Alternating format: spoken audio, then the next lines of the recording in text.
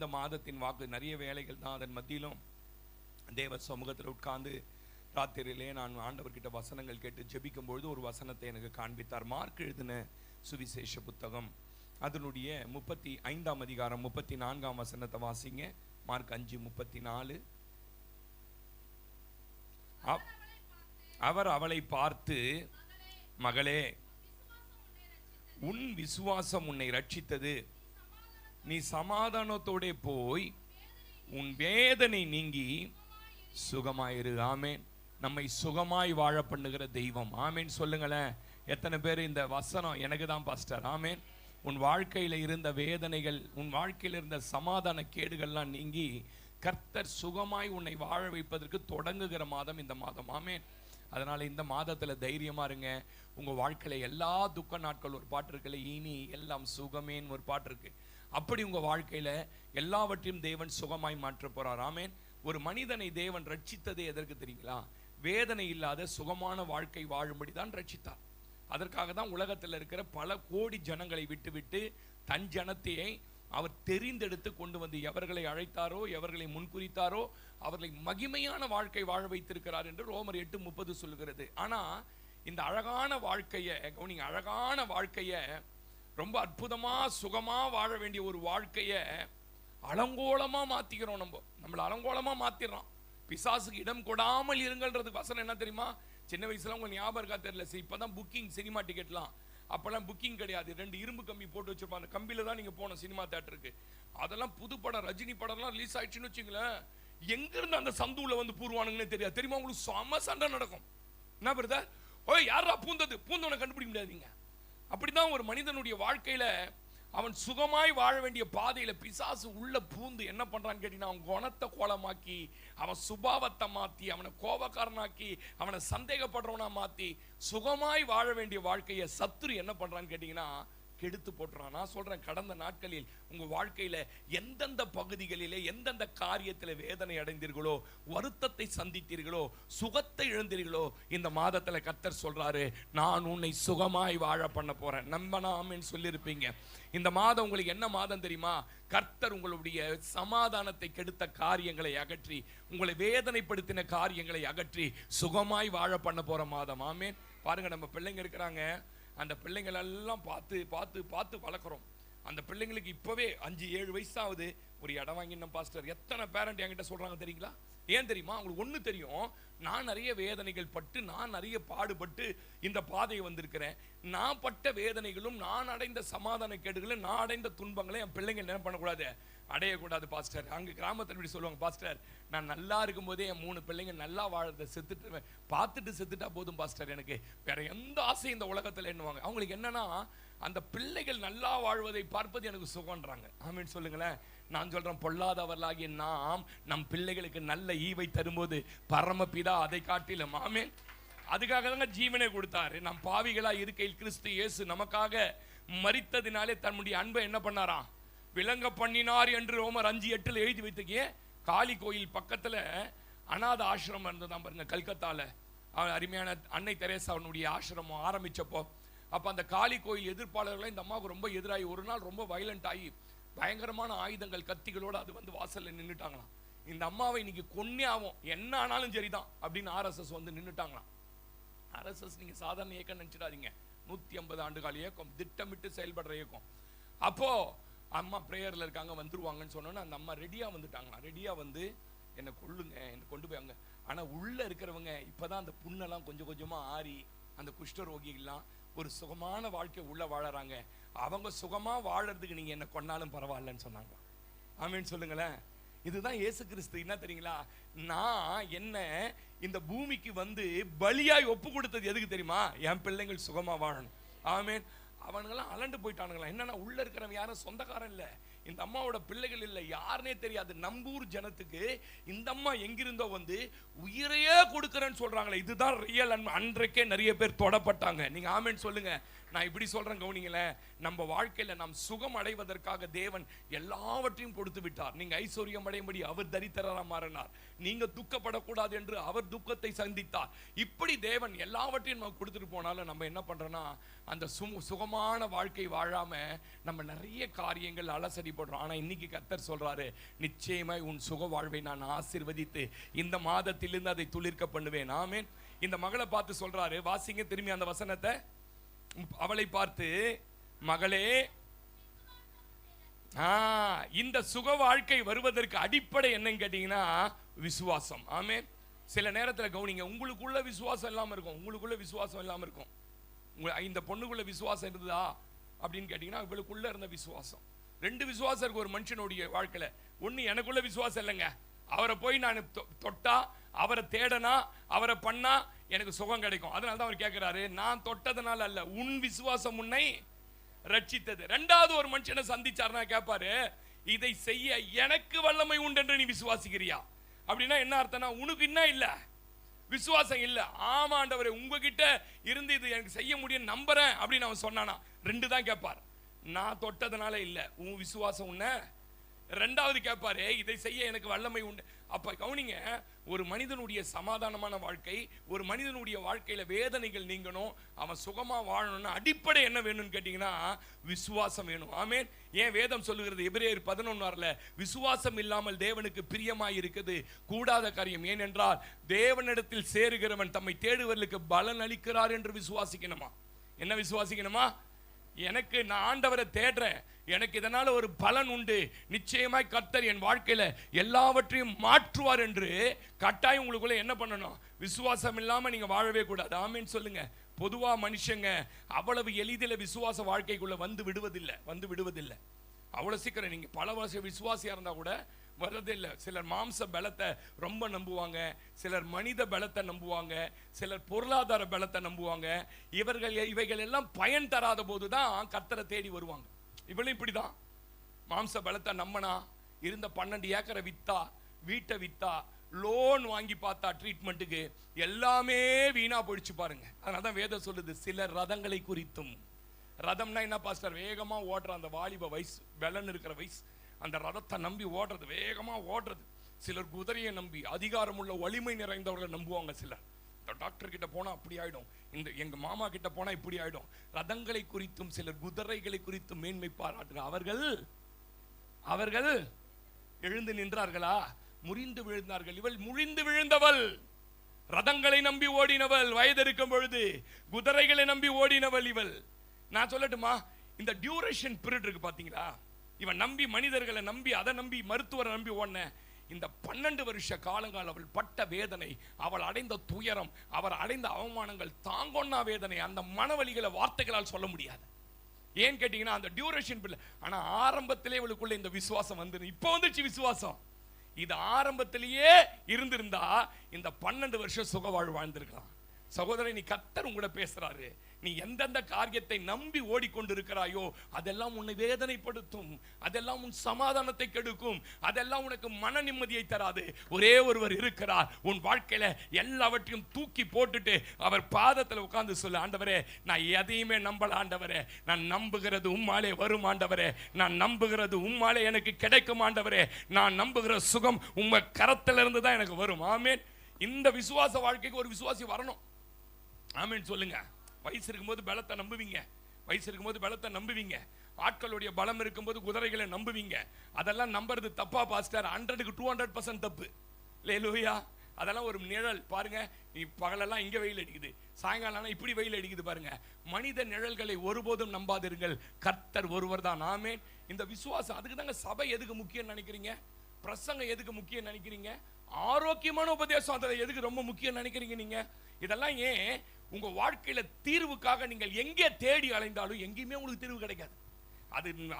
அது பிரச்சனையா இருக்கட்டும், வியாதியா இருக்கட்டும், பண தேவையா இருக்கட்டும், கடனை, நீங்க எங்கே உங்களுக்கு தீர்வு கொடுக்கிற ஒரே இடம் இங்க வர வர வர என்ன ஆகும்னா, இந்த தலை அழுக்கா போவோம் பாருங்க பம்பு செட்ல சின்ன வயசுல குளிச்சிங்கன்னா தலையை எடுத்து போய் கொஞ்ச நேரம் பம்பு செட்ல விட்டுட்டு நீங்க எடுத்து பாருங்க, தலை அப்படியே பஞ்சு மாதிரி ஆயிடும். அந்த மாதிரி இங்க வர வர வர ரோமர் 10, 16, 17 வாசிங்க. ரோமர் 10ஆம் அதிகாரம் 16, 17 சீக்கிரம் வாசிங்களே.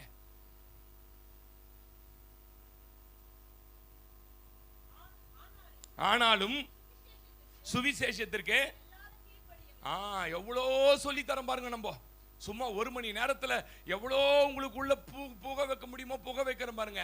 அப்பதான் சில ஆள் போன் பார்க்கறான், அப்பதான் சில ஆள் எழுந்து போறாங்க, சில ஆள் தண்ணி குடிக்கிறது கீழே போறாங்க. ஏன்னா 2 மணி நேரம் தண்ணி குடிக்கலாம், என்ன ஆயிடும், ஐசியூல சேர்த்துருவாங்க. அதனால எவ்வளவோ சொல்றோம், ஆனா என்ன பண்ணுது, எங்க பாஸ்டர் சூப்பரா பேசுவார், என்ன பேசினாரும் ஒரு அம்மா கேட்டுக்குது, அதான் தெரியலையே அப்படின்னு இருக்கிறாங்க ஒருத்தவங்க. புரியுதா உங்களுக்கு? சுவிசேஷம் இந்த வார்த்தைக்கு எல்லாரும் கீழ்ப்படிவதில்லையே. வாசிங்க. அதை குறித்து ஏசாயா, கர்த்தாவே எங்க மூலமா கேள்வி, ஊழியக்கார மூலமா கேள்விப்பட்டதை விசுவாசிக்கிறவன் யாரு? என்னமோ பேசுறாரு பாஸ்டர், என்னமோ சொல்றாரு, இன்னமோ ட்ரெயின்ல போனாராம், இன்னமோ வந்தாங்களாம் போனாங்களாம் ஜெபிச்சாங்களாம், அவருக்கு தான் அதெல்லாம் நடக்கும். ஆமீன் சொல்லுங்க. எங்களுக்கு தான் என்ன ஆகாது? இப்படி ஒரு செட்டப் பீப்புள் இருக்கிறாங்க, இப்படி ஒரு செட்டப். அவர் ஊழியக்காரங்க, அவர் பாஸ்டருங்க. யார் சொன்னது? ஊழியக்காரரோட விசுவாசிக்கு தான் கர்த்தர் நிறைய அற்புதம் செய்யறார். பைபிள் நல்லா படிச்சு பாருங்க. ஆமீன் சொல்லுங்க. அல்லேலூயா. பேதுருக்கு நடந்த அற்புதத்தை விட பேதுருவினுடைய அந்த விசுவாச ஊழியத்தில் நடந்த விசுவாசிகளுக்கு நடந்த அற்புத அடையாளம் ரொம்ப ஜாஸ்தி. ஆமீன். வாசிங்க. சொல்லுகிறான், ஆதலால் கேள்வின் தமிழ்ல இருக்கு, இங்கிலீஷ்ல ஹியரிங். விசுவாசம் கேள்விப்பட்டதுனா உள்ள வந்துட்டாலே உங்களுக்கு என்ன வரணும்? விசுவாசம். என் வாழ்க்கையை கர்த்தர் பார்த்துப்பார். எத்தனை பேர் ஆமென் சொல்றீங்க? என் குடும்பத்தை கர்த்தர் பார்த்துப்பார், என் எதிர்காலத்தை கர்த்தர் பார்த்துப்பார், என் சபையை கர்த்தர் பார்த்துப்பார், என் தொழிலை கர்த்தர் பார்த்துப்பார். எல்லாத்தையும் இது கேட்க கேட்க கேட்க, அதனால தான் நல்ல வசனங்களை கேட்கணும், ஆரோக்கியமான உபதேசங்களை கேட்கணும், கட்டுக்கதைகளுக்கு செவி கொடுத்து தன்னுடைய விசுவாசத்தை விட்டு வழி போகிற காலங்கள் இருக்கிறது. வெறும் கட்டுக்கதையே, யூடியூப்ல கட்டுக்கதையே உட்காந்து உட்காந்து ஸ்க்ரோல் பண்ணி ஐயோ அப்பா சாமி, வெறும் கட்டுக்கதை கட்டுக்கதை கட்டுக்கதையை கேட்டு விசுவாசம் இல்லாம போய், மனுஷங்களை பிடிக்காம போய், அவங்கள பார்த்தா பிடிக்காம போய் இவங்களை. ஏன்னா ஒவ்வொன்றுலையும் ஒரு கான்ட்ரவைஸ் இருக்கு, ஒவ்வொன்றுலையும் ஒரு கான்ட்ரவைஸ் இருக்கு. நீங்க ஏதாவது புது ஃபுட்டு சாப்பிட்டு பாருங்க, நியூ ஃபுட் ஏதாவது ஒன்று எடுத்து பாருங்க, உங்களுக்கு அலர்ஜிக் ஆகும், உங்களுக்கு டயரியா ஆகும். ஏன்? அந்த ஃபுட்டு எத்துக்காது. வேணா இவ்வளோ நாள் குடிக்காம திடீர்னு போய் ஒரு நாள் கூழ் குடிங்க, என்ன ஆகும் கூழ் குடிச்சிங்கன்னா? அந்த மாதிரி கான்ட்ரவைஸியான பிரசங்கங்கள், கான்ட்ரவைஸியான உபதேசங்களை சும்மா யூடியூப் ஓசில வருதுன்னு கேட்காதீங்க, அது உங்க விசுவாச வாழ்க்கையை கெடுத்துரும். ஆமென் சொல்லுங்க. அல்லேலூயா. படிமா படி. வரும். அந்த கேள்வி படுறது எதுல இருந்து வரும்? ஆமென் சொல்லுங்களேன். ஏன்? இதுல தான் தீர்வு இருக்கு. அதனால நல்லா கவனிங்க. உங்க வாழ்க்கையில தேவன் கொடுத்த ரட்சிப்பும், அந்த மகளை பார்த்து சொல்றாரு, என்ன சொல்றாரு? மகளே, உன் விசுவாசம் உன்னை ரட்சித்தது. இந்த ரட்சிப்பும் விசுவாசமும் நம்ம வாழ்க்கையில என்ன பாஸ்டர் செய்ய போகுது? ஒரு 3 காரியத்தை சொல்லி முடிச்சிடுறேன். நம்பர் 1, மார்க் 5:34 முதல்ல சொல்றாரு, நீ சமாதானத்தோட போய். ஆமே, சமாதானத்தை தருகிறது. எழுதிக்கங்க. முதல்ல, ஆண்டவரே என் வாழ்க்கையில விசுவாசமும் ரட்சிப்பும் எதை கொண்டு வருகிறது என்றால் சமாதானத்தை கொண்டு வருகிறது. ஆமே, உங்க வாழ்க்கையில எந்தெந்த பகுதிகளில் சமாதானத்தை இழந்தீர்களோ, சமாதானத்திற்காக நீங்கள் ஏங்கினீர்களோ, அல்லது சமாதானமே இல்லை பாஸ்டர் வீட்டில், என்னமோ நடக்குது வீட்டில் அப்படின்னு நினைக்கிறீங்களா? இன்னைக்கு கர்த்தர் வாக்கு கொடுக்குறது தெரியுமா? உனக்கு நான் இந்த மாதத்தில் இருந்து சமாதானத்தை வைக்கிறேன். அது உலகம் கொடுக்கிற சமாதானம் அல்ல, என்னுடைய சமாதானத்தை உனக்கு வைத்து விட்டு போகிறேன். நம்புறீங்களா? ஆமென் சொல்லுங்களேன். உங்களுக்கு வேலை இருக்கலாம், உங்களுக்கு வருமானம் இருக்கலாம், உங்களுக்கு நல்ல குடும்பம் இருக்கலாம், சொந்த பந்தம் இருக்கலாம், இவையெல்லாம் இருந்து பணமே கூட இருக்கலாம். சமாதானம் இல்லைன்னா நிம்மதி இழந்து போயிடுவீங்க. ஆமென். நேற்று நேரத்தில் பார்த்துட்டேன், ட்ரெயினில் தம்பி கவனிக்க, அந்த பக்கம் எதிர்பக்கம் அழுதுக்குனே வரான். ஒரு ஆள் ஃபோன் வருது, நல்ல ஆள், ஆபீசர் மாதிரி டீசெண்டாகிறான், இப்படியே ஒரு 50,000 ரூபாய் சம்பளம் அவங்க அவங்களுக்கு. ஆளை பார்த்தா அந்த ட்ரெஸ்ஸுக்கு ஏற்ற சம்பளம், கண்ணு அழுகுறான், அப்படியே மூஞ்சிலாம் சோகமாயிடுச்சு. என்ன நியூஸ்? பணம் இருக்கு சார் நிறைய வீட்டில், ஆனால் என்ன இல்லை தெரியுமா? சமாதானம் இல்லாமல் அலையிறாங்க. போய் பாருங்க, பைபாஸில் உட்காந்து தலையை இப்படி பிடிச்சின்னு உட்காந்துருக்கான், போய் பிரதர்னு கை வச்சுன்னா பொலபலன்னு அழுதுருவான். சொல்லுங்க, ஏன் ட்ரெயினுக்கு முன்னே நிற்கிறான்னு நினைக்கிறீங்க? ஏன் பஸ்ஸுக்கு முன்னே போய் நிற்கிறான்னு நினைக்கிறீங்க? ஏன் தூக்கு மாட்டிக்கிறான்னு நினைக்கிறீங்க? சமாதானம் இல்லை. சமாதானம் இழந்து போவதனுடைய அடையாளங்கள் சில சொல்லட்டுமா? நிம்மதி இழந்துச்சுன்னா தூக்கம் வராது. என்ன வராது? தூக்கமே வராது. ராத்திரில புரண்டு படுப்பீங்க, ஒரே தூக்கமே வராது. 2வது, சாப்பாடு இருக்கும், சாப்பாடு நாய்க்கு தான் போகுமே தவிர நீங்க சாப்பிடவே முடியாது. பசியே இருக்காது. உள்ள ஒரு மாதிரி இருதயம்லாம் என்ன பண்ணும்? ஒரு மாதிரி பாரமா இருக்கும். இதெல்லாம் சமாதானம் இழந்ததற்கான அடையாளங்கள். தனிமையை தேடுவீங்க. யாரு கூடயும் பேச பிடிக்கல, யாரை பார்த்தாலும் எனக்கு பிடிக்கல அப்படின்னா உங்க இருதயத்துல என்ன இல்லை? தனியா நீங்களே உட்கார்ந்து சில நேரத்தில் அழுவீங்க, சில நேரத்தில் உங்களை அறியாம அழுவீங்க, சில நேரத்தில் புலம்புவீங்க. ஏன் பல நேரத்தில் சொல்லுவீங்க, வாழவே பிடிக்கல, எனக்கு வாழவே பிடிக்கல, இந்த வாழ்க்கை ஏனே தெரியல. சில நேரங்களில தற்கொலை செய்து கொள்ள கூட துணிவீங்க. ஒரு பிரதர் இருந்தார் சிஎஸ்எஸ் சர்ச்சில், எங்க வீட்டுக்கு பின்னாடி வீடு, ஐஓவி நகர்ல பின்னாடி வீட்டில் இருந்தார். அவர் நிறைய பணங்களை, சபையினுடைய பணங்களை கையாடல் பண்ணிட்டார், பொருளாளர். அவருக்கு குடும்பத்தில் சமாதானமே போயிடுச்சு, பயங்கர பிரச்சனை நடக்கும் வீட்டில். ஒரு நாள் திடீர்னு போயிட்டு ஆலி ஸ்டோருக்கு பின்னாடி அப்படி நிக்கிற ட்ராக்ல போயிட்டு எக்ஸ்பிரஸ் ட்ராக்ல அப்படி நின்னுட்டார். தூள் தூளாக்கிட்டான். பயங்கர ஸ்பீடு வந்த வண்டி, பாடியே கண்டுபிடிக்க முடியல. சின்ன சின்ன பொம்பளை பிள்ளைங்க, 2 பிள்ளைங்க. அதுக்கப்புறம் அவர் போட்டு இந்த பேண்ட் ஷர்ட் ஐடென்டிஃபிகேட் பண்ணி இது இவர் தான் கண்டுபிடிச்சாங்க. ஏன் இறந்துட்டார் பிரதர்னு கேட்டீங்கன்னா, பணத்தினால சமாதானத்தை இழந்துட்டாங்க. ஒவ்வொருத்தருக்கும் ஒவ்வொரு காரியங்கள் சமாதானத்தை இழக்க பண்ணுகிறது. இவ வாழ்க்கையில 12 வருடமாய் உதிரப்போக்கு சமாதானத்தை இழக்க பண்ணினது. சகோதரனே, உன் வாழ்க்கையில எந்த பகுதியில எது சமாதானத்தை இழக்க பண்ணினதோ, இன்றைக்கு ஆவியானவர் தீர்க்க தரிசனமாய் உன்னோடு ஊழியக்காரன் மூலம் பேசுறார். உன் சமாதானத்தை எல்லாவற்றையும், நான் எதெல்லாம் உன்னை சமாதானத்தை கெடுத்ததோ அதை அகற்றிவிட்டு உனக்கு ஒரு சமாதானத்தை தருவேன். ஆமென் சொல்லுங்களேன். அல்லேலூயா.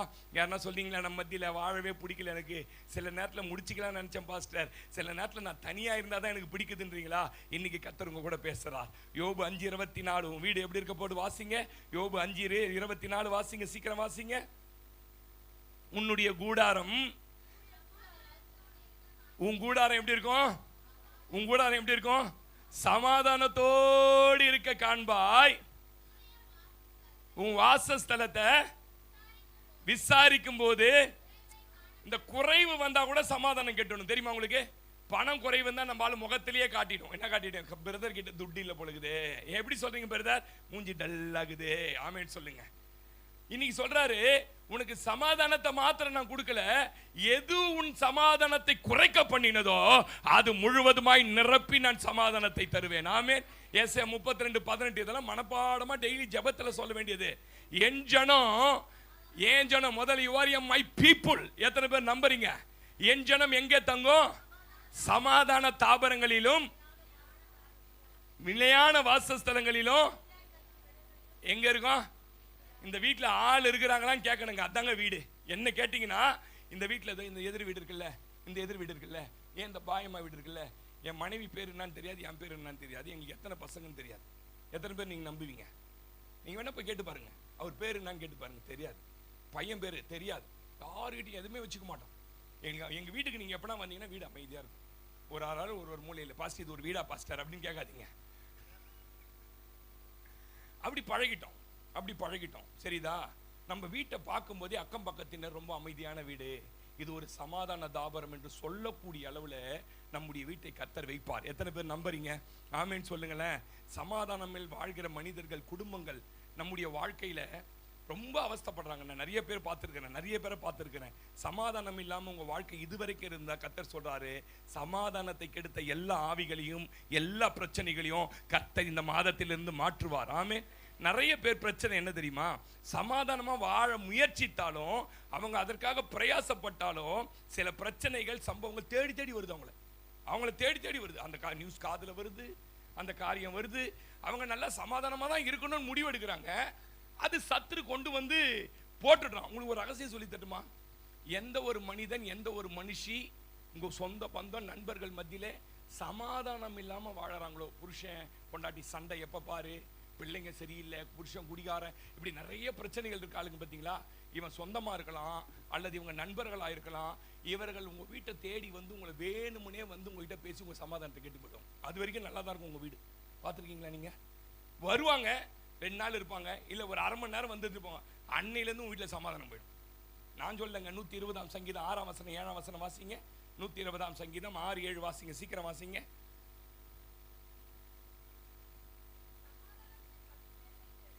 சமாதானத்தை பகைக்கிற கூட்டம் ஒரு கூட்டம் இருக்குது. என்ன கூட்டம் அது? சொல்லுங்க. சமாதானத்தை பகைக்கிறவர்கள் இடத்தில் முடிவு எடுத்துட்டான். கிரேஸ் என்ன முடிவு எடுத்துட்டான்? ஊரே காலி பண்றான்ட்டான். ஊட்ட காலி பண்றான். இல்லைன்னா என்னது? சமாதானத்தை கெடுக்கிறவர்கள் மத்தியில என் ஆத்துமா குடியிருந்தது போதும். ஏன்னா சமாதானம் கேட்ட முதல் இடங்க கேட்டீங்கன்னா ஆத்துமால. எங்க? ஆத்துமால குடியிருந்தது போதும். நான் சமாதானத்தை நாடுகிறேன். எனக்கு என்ன தேவை இப்பன்னு கேட்டா, ராஜ பதவி இருக்கு, எனக்கு என்ன இருக்குதுன்னு கேட்டீங்கன்னா பணம் இருக்குது, என் வாழ்க்கையில வேலை இருக்குது, எல்லாம் இருக்குது. ஆனா என்னதான் இல்ல? சமாதானம். அதை நாடுகிறேன். அவர்களோ நான் பேசும்போது, நான் பேசினாலே சண்டை வருதுன்றான். அதனால ஒரு முடிவு எடுத்துட்டேன், சமாதானத்தை கெடுக்கிறவர்களிடத்தில் நான் குடியிருந்தது என்ன பண்ணோம் சொல்லுங்க. அதனால தான் தாவீது கர்த்தர் கிட்ட கேட்கிறார், ஆண்டவரே எங்க ஆண்டவரே குடியிருக்கணும்? அவர் சொல்றாரு, எபிரோனுக்கு போடா. பெத்லகேம்ல இல்ல தாவீது, எபிரோனுக்கு போயிட்டார் ஆண்டவர். ஏன்?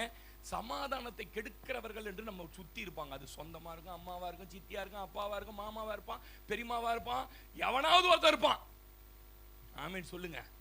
இன்னைக்கு ஆண்டவர் சொல்றாரு, மகளே உன்னை எதெல்லாம் இந்த பொண்ணுக்கு என்ன சமாதானம் இல்ல பாஸ்டர் கேட்டீங்கன்னா, எங்க போனாலும் இவளை பத்தி பேசுறாங்க. வீட்டை விட்டு வெளியில வர முடியல. ஐயோ ஐயோ ஐயோ 12 வருஷமா இப்படி சாவடிக்கிறீங்களேன்னு புருஷன் பேசியிருப்பான், எல்லாரும் பேசியிருப்பாங்க. இவன் சமாதானம் கெட்டு போய் இயேசுவினிடத்துல வந்தான். நான் சொல்றேன், இயேசு சொன்னாரு சமாதானத்தோட போ. இன்னைக்கு தீர்க்க தரிசனம் தாங்க, உங்க குடும்பம் சமாதானமா மாற போதுங்க. எதெல்லாம் சமாதானம் இழந்தீங்களோ, எரேமியா 33:6 வாசிங்க. எரேமியா 33:6 வாசிங்க, சீக்கிரம் வாசிங்க, சீக்கிரம். நான் அவர்களுக்கு சௌக்கியமும் ஆரோக்கியமும் வரப்பண்ணி, அவளுக்கு எங்க காயம்னா சரீரத்துல காயம், உங்களுக்கு இருதயத்துல காயம், மனவலி வேதனையோடு இந்த வார்த்தையை கேட்கறீங்களா? இன்னைக்கு கர்த்தர் பேசுறாரு, நான் அவளுக்கு ஆரோக்கியமும் சௌக்கியம் வரப்பண்ணி அவர்களை குணமாக்கி. என்ன சமாதானம் சிஸ்டர்? என்ன சமாதானம்? அறகுற சமாதானம் இல்ல, நம்புறீங்களா இந்த வார்த்தைய? என் குடும்பம் பரிபூரணமான சமாதானத்தை வரப்பண்ணுகிற கர்த்தரிடத்தில் வந்திருக்குது. இந்த வார்த்தை தான் சிஸ்டர் உன் இருதயத்தில் இருக்கிற வலிக்கு ஒரு எண்ணெய் போல ஔஷதம். ஆமென். இன்னைக்கு நான் சொல்ற வார்த்தை இருக்குது, இதுதான் உன் இருதயத்தில் சமாதானத்தை கெடுத்ததற்கு எண்ணெயை போல் ஊற்றப்படுகிற அபிஷேகம். உன் வாழ்க்கையில எதை இழந்தாலும் எதை மட்டும் இழந்துராத தெரியுமா? சமாதானத்தை மாத்திரம் இழந்துராத. என் சமாதானம் எப்படி கெட்டு போவோம்?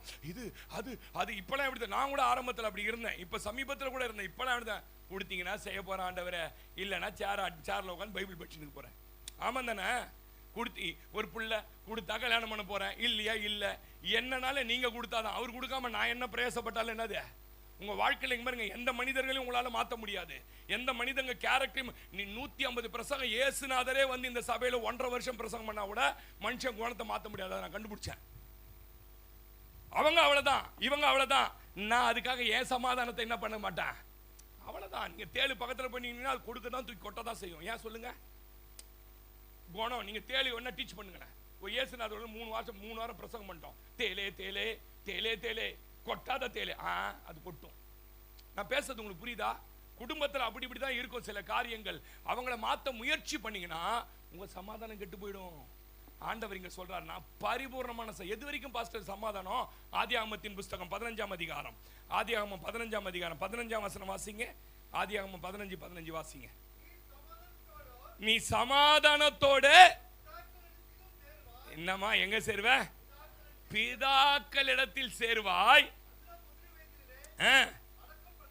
எந்த மனுஷன் சமாதானத்தோட வாழறானோ கவனிங்க, முதிர் வயது வரைக்கும் வாழ்வாங்க. இதாங்க தீர்க்க தரிசனம். இன்னைக்கு நான் சொல்ற சத்தியத்தை நீங்க அப்படியே மனதார நம்புங்க.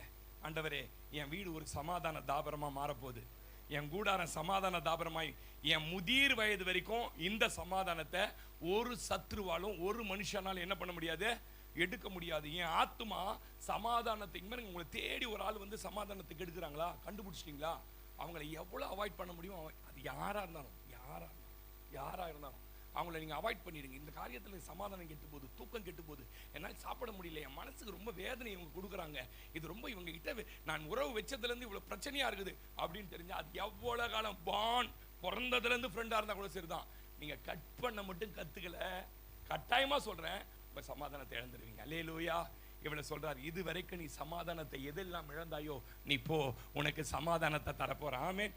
ரெண்டாவது என்ன சொன்னாரு? 5:34 உன் வேதனை, இந்த வேதனை இருக்கு பாருங்க, வேதனை இருக்கு பாருங்க, வெளியில சொல்லவே முடியாது. வேதனையை தான் மன அழுத்தம்ன்றாங்க. பாருங்க, வேதனையை தான் டிப்ரெஷன்றாங்க. இங்கிலீஷ்ல அழகா வந்திருக்கு, யுவர் சஃபரிங்ஸ் இஸ் ஓவர். சஃபரிங்னா என்னமா சரியான தமிழாக்கம்? சஃபரிங், கவலை. கரெக்ட்.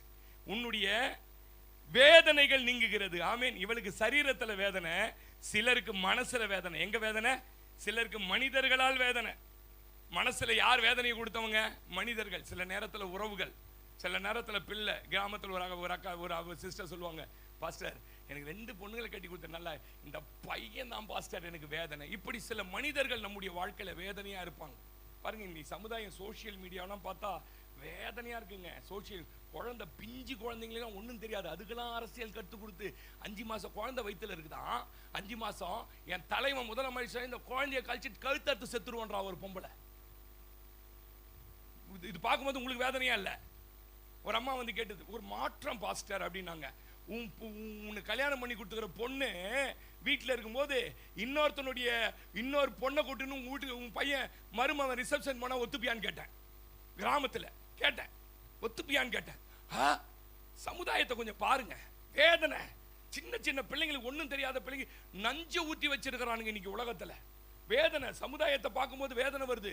குடும்பத்தில் சில மனிதர்களை பார்க்கும்போது வேதனை வருது. நம்ம வாழ்க்கையில சில பொருளாதார பிரச்சனைகளை பார்க்கும்போது வேதனை வருது. நான் சொல்றேன், எந்த வகையில் உங்களுக்கு வேதனையை சத்துரு கொடுத்திருந்தாலும் இன்னைக்கு ஆவியானவர் துணையோடு சொல்றேன், உன் வேதனைகளை நீக்குகிற ஒரு தெய்வம் உன்னோடு இருக்கிறார். எத்தனை பேர் நம்புறீங்க? அல்லேலூயா. கணவனால சிலருக்கு வேதனை நான் பார்த்துருக்கிறேன். கணவனான வேதனை, மீதி எல்லா பகுதியும் நல்லா இருக்கு. கணவனால வேதனை. ஏன் சிலருக்கு விசுவாசியால வேதனை. என்ன வேதனை? விசுவாசியால வேதனை. ஐயோ, இந்த விசுவாசியை பார்த்தாலே பிடிக்க மாட்டேங்குது. இது அது அது விசுவாசிகளால வேதனை. இதெல்லாம் வேதனையெல்லாம் உங்களுக்குள்ள வர வர வர ரொம்ப மன அழுத்தத்துக்குள்ள போய் நிம்மதி இழந்துருவீங்க. இதெல்லாம் தூக்கி டோன்ட் கேர்னு தூக்கி போடுங்க. மன அழுத்தம் என்ன தெரியுங்களா? இதில் 5 கெமிக்கல் இருக்கு. மூளை உள்ள 5 கெமிக்கல் இருக்கு. ஒவ்வொன்றும் ஒரு கலரிங்ல இருக்கும். அந்த 5 கெமிக்கல் நடுவில் தான் மூளை தொங்கும். நீங்க மன வேதனைப்படப்படா இந்த கெமிக்கல் ஒரு கெமிக்கலோட இன்னொரு கெமிக்கல், ஒரு கெமிக்கலோட இன்னொரு கெமிக்கல் குழம்பிடும், உள்ள குழம்பிடும். மூளை சூடாயிடுச்சு அப்படின்னா உள்ள எல்லாம் கலங்குதுன்னு அர்த்தம். உள்ள எல்லாம், நான் காமெடி சொல்ல வேணா கேட்டு பாருங்க. இந்த கெமிக்கல் சேஞ்சஸ் 40% இருக்கிற வரைக்கும் உங்களுக்கு கியூர் ஆக்கிடலாம். உங்களோட டிப்ரெஸ், மன அழுத்தம், அந்த கவலை இருக்கு பாத்தீங்களா, அந்த வேதனை இருக்கு பாத்தீங்களா, 40% இருக்கிற வரைக்கும் டேப்லெட்ஸ் மூலம் உங்களை சரி பண்ணிடலாம். அது 60% தாண்டிடுச்சுன்னா உங்களை சரி பண்ண. நான் சொல்றது கரெக்டா ரைட்டா? உங்களுடைய வாழ்க்கையில எதுக்குமே நீங்க சும்மா வேதனைப்பட்டுக்காதீங்க. சும்மாவே வேதனை. இவளுக்கு என்ன வேதனை, எப்படியா உங்களுக்கு வேதனை? அந்த வேதனையை இயேசுநாதர் ஒரே நாள்ல மாத்திட்டார். இன்னைக்கு சொல்றாரு, உன் வேதனை நீங்கி ஆமென் சொல்லுங்க. அதனால கணவன வேதனையா பார்க்காதீங்க, சக விசுவாசிய வேதனையா பார்க்காதீங்க. யோபு 7:11 அவர் வேதனையினால் அவர் என்ன பண்ணாராம்? வாசிங்க, 7:11 வாசிங்க சிஸ்டர். யோபு 7:11. ஆகையால் என் வாயை அடக்காமல் ஆவி, பார்த்தீங்களா வேதனை எங்க தெரியுமா உருவாது? நம்மளோட ஸ்பிரிட்ல, ஆவிக்குரிய வாழ்க்கையில வேதனை ஆவியில பேசி.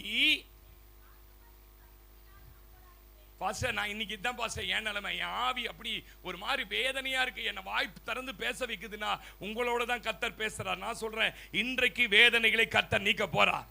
அது எந்த மனுஷன் மூலமா வந்திருந்தாலும், எந்த பிள்ளைகள் மூலம், எந்த உறவு மூலம், எந்த மனைவி மூலம், எந்த சக விசுவாசி மூலம் வந்திருந்தாலும் வேதனைகளை நீக்குவார். ஆமென். ஏன் இந்த வேதனை படக்கூடாதுன்னு வேதம் சொல்லுது? 38:6 வாசிங்க. சங்கீதம் 38:6 வாசிங்க, சீக்கிரம் வாசிங்க.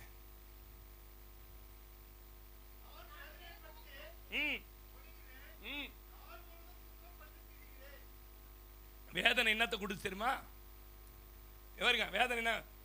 ஒடுக்கம். ஒரு ஆமீன் சொல்ல முடியாது, ஒரு அல்லேலூயா சொல்ல முடியாது, ஒரு சோத்திரம் சொல்ல முடியாது, ஒரு ஜெபம் பண்ண முடியாது. வேதனை உள்ள வந்ததுன்னா அது ஒன்று ஒடுக்கிடும். சத்துரு வேலையை என்ன தெரியுமா? ஒடுக்கினவன் ஒழிந்து போனானே அப்படின்னு இருக்கு. சத்துரு வேலையை ஒன்று ஒடுக்கணுன்றது தான். நான் பேசுறது உங்களுக்கு எத்தனை பேருக்கு புரியுது? இப்படிதான் சோகமா வந்துருப்பீங்க, அப்படியே கப்பல் கவுந்துட்ட மாதிரி.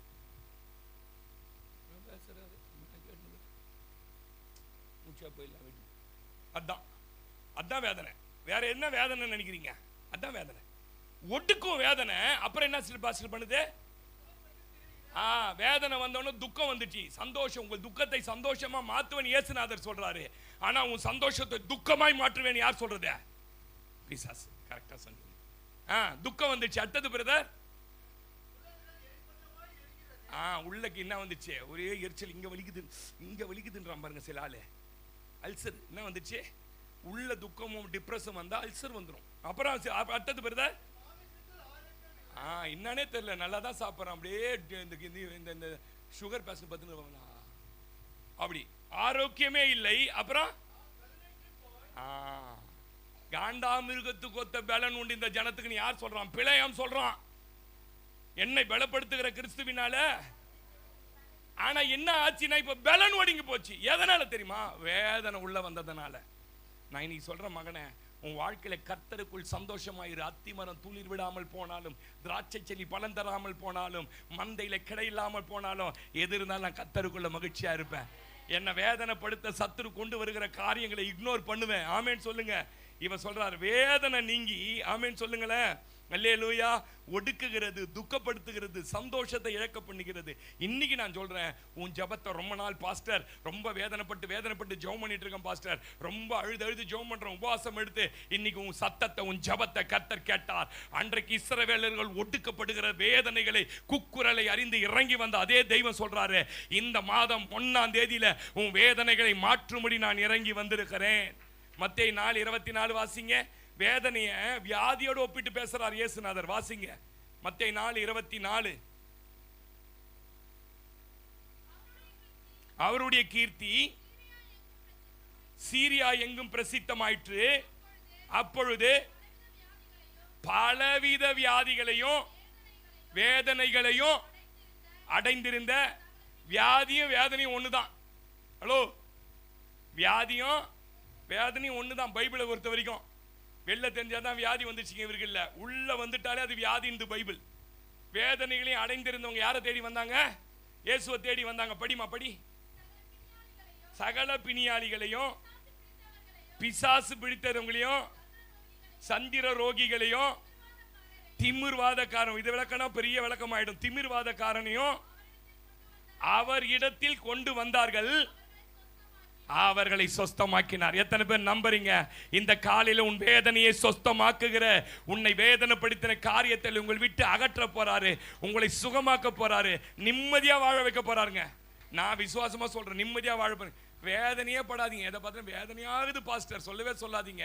நீ வேதனைப்படுறதை பார்த்து சந்தோஷப்படுறவன் பிசாசு, நீ சுகமாய் வாழ்வதை பார்த்து சந்தோஷப்படுற ஒரு ஆண்டவர். அடுத்து சொன்னாரு 5:34, நீ சமாதானத்தை பெற்றுக்கொண்டு வேதனைகள் நீங்கி சுகமாய் வாழ வைக்க போறார். ஆமேன். உங்க கஷ்ட காலம் முடிய போது நான் சொன்ன ஆமேன் சொல்லுங்க.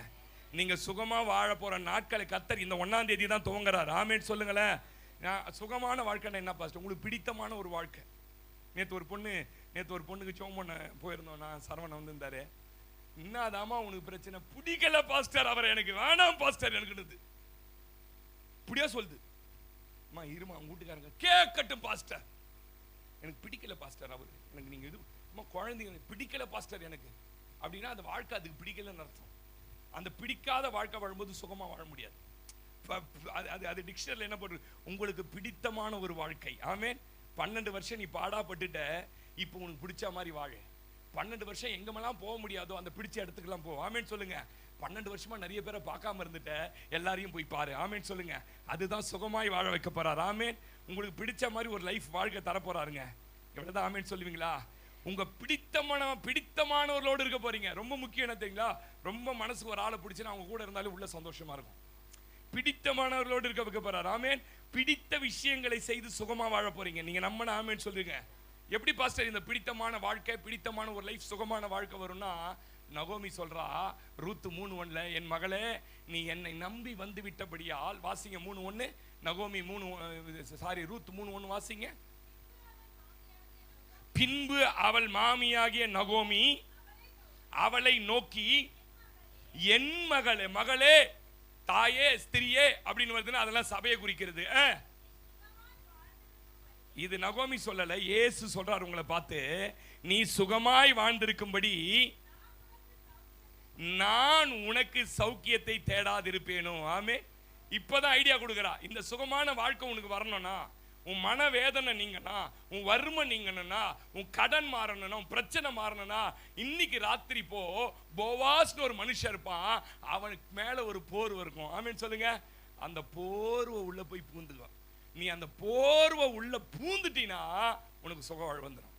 சபை என்கிற போர்வைக்குள்ள பூரணும், ஜபம் என்கிற போர்வைக்குள்ள பூரணும். உங்க வாழ்க்கையில நீங்க இயேசுவினுடைய சட்டைகளுக்கு கீழே வந்துட்டீங்கன்னா போதுங்க, உங்களுக்கு சுக வாழ்க்கை தருங்க. 1 ராஜாக்களின் புஸ்தகம் 4ஆம் அதிகாரம் 25ஆம் வசனம் வாசி பாருங்க.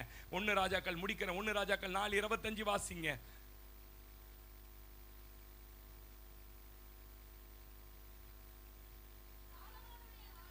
சாலமோனுடைய நாள் எல்லாம் தான் துவங்கி பெயர் சபா மட்டும் யூதாவும் இஸ்ரவேலும் அவர்கள் தங்கள் திராட்சை செடியின் நிழலில், தங்கள் அத்திமரத்தின் நிழலில் எப்படி சிஸ்டர் இருந்தாங்களா?